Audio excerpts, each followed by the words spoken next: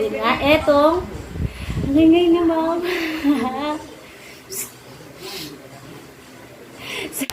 Ayan. So, kuha lang tayo. Matapon.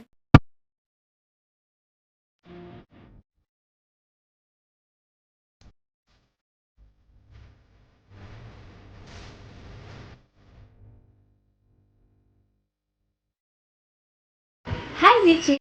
Hi, Witches! It's me, Witch Official. Welcome back to my YouTube channel. At kung hindi ka pa naka-follow sa aking social media account, i-follow mo na ako. At higit sa lahat, kung hindi ka pa naka-subscribe sa aking YouTube channel, mag-subscribe ka na at i-click mo na ang notification bell para lagi kang updated sa aking latest uploads. Bago ang lahat, gusto ko munang magpasalamat sa mga nanonood ng patuloy sa aking mga video, lalo na sa mga nagsusubscribe sa ating YouTube channel dahil na padami na tayo ng padami. As in, padami na tayo ng padami. Kaya sobrang natutuwa ako ngayon at gusto kong magpasalamat ng marami sa inyo dahil nandyan kayo palagi para manood ng ating videos. At syempre, ang gagawin lang natin ngayon is simple lang. Nakikita nyo naman sa title. So, papakita ko sa inyo ngayon yung aking nighttime skincare routine. So, dahil nga ECQ ngayon, lockdown, so limited lang yung mga products na gagamitin natin ngayon. Kaya ano pang hinihintay natin? Simulan na! Siyempre, kapag nighttime routine tayo, unang-una natin ginagawa is tinatanggal muna natin yung makeup natin sa mukha. So, ang una natin gagamiting product is makeup remover. So, mayroon ako ditong makeup remover. Ito yung Nivea Double Effect Eye Makeup Remover. Ayan. So, ayan. Konti na lang siya. At minsan ko lang ito ginagamit dahil nga hindi naman ako madalas nag-makeup. So, ngayon, meron tayong makeup. Ang unang-una natin gagawin nga, etong ingay na ma'am.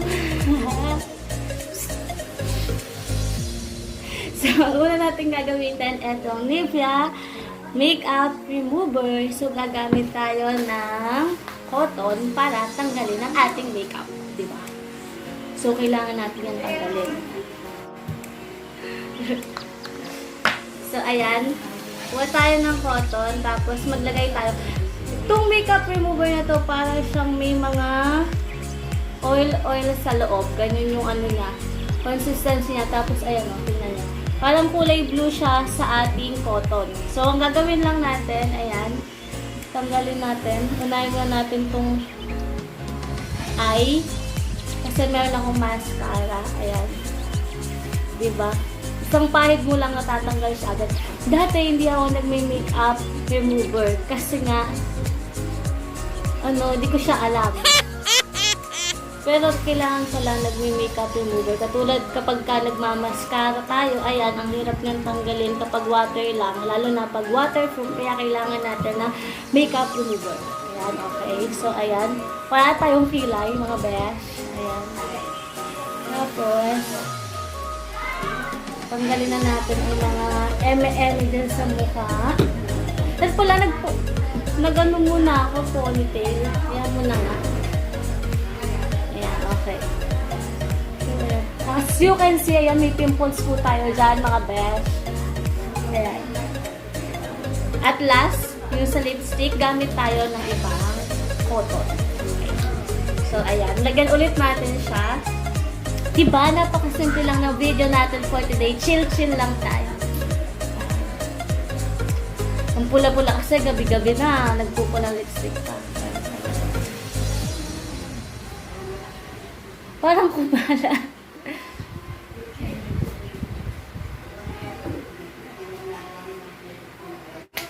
Okay, so, nagamit na natin ang ating makeup remover. Hala na tayo makeup. Ang next na gagawin naman natin is mag-iilamos tayo gamit ang Eye White Facial Whitening Vita. Sabi dito, whitens, revitalize, and moisturize. So, ginamit ko to or blinag ko na to dati. Ilalagay ko sa description box yung link para mapanood niyo ulit. So, gagamitin ko lang to. Ayan, ganyan lang siya. Di ba nga, tipid. Dahil nga, ECQ, konti lang yung product na mapapakita ko sa inyo. Kasi nga, ang balak ko talaga, bago mag-lockdown talaga nang bibili ko ng mga products na pwede kong pakita sa inyo. Kaso, nag-lockdown, kaya eto muna. So, maghihilamos muna ako at magbabalik ako.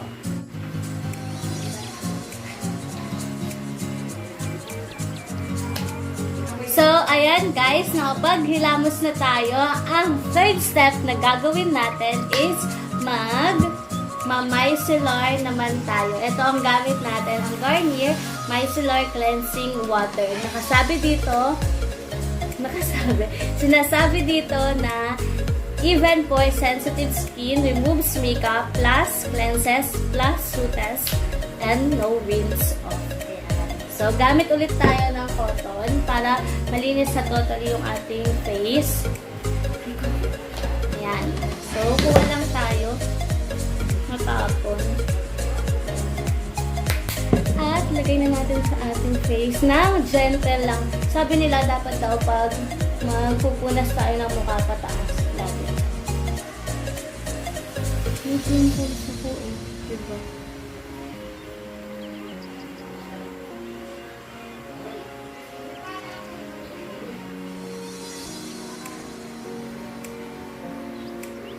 Lagyan na din natin o isama na din natin yung leeg natin. Para naman magpantay sila dito. Okay.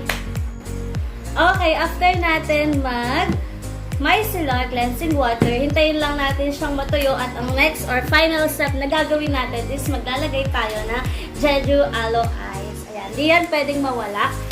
So, ginagamit ko itong Jeju Aloe Eyes sa umaga, sa gabi, at kung kailan ko trip. Kasi maganda talaga itong Jeju Eyes. Ayan, hintayin lang natin matuyo.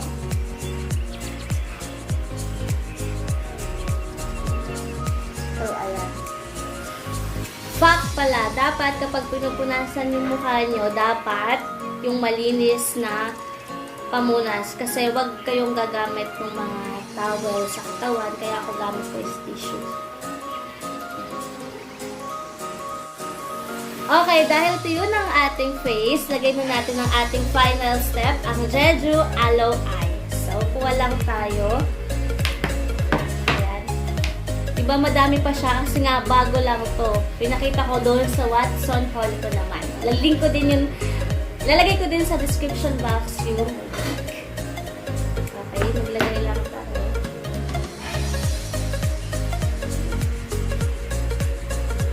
Ayan. Diba, kitang-kita nyo naman siya.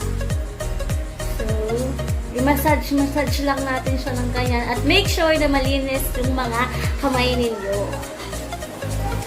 So, ayan.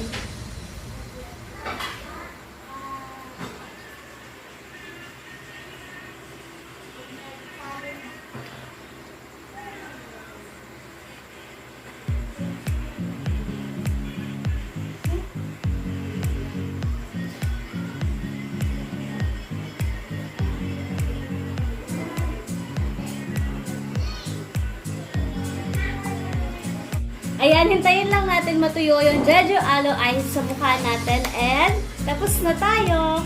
After ng lahat ng yan, ng ating skincare routine, kailangan din natin syempre mag-take ng vitamin C.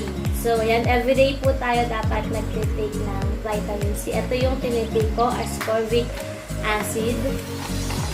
Nung minsan, potency ka, so naubusan na, kaya eto na lang siya muna. So guys, if you like my video, please give it a thumbs up at mag-subscribe kayo sa channel ko at i-share nyo sa friends nyo para masaya! At again, sa mga nagpapa-shoutout, mag-comment lang kayo sa ating comment box para ma-notice kayo at sa next video ko ay ma-shoutout ko kayo.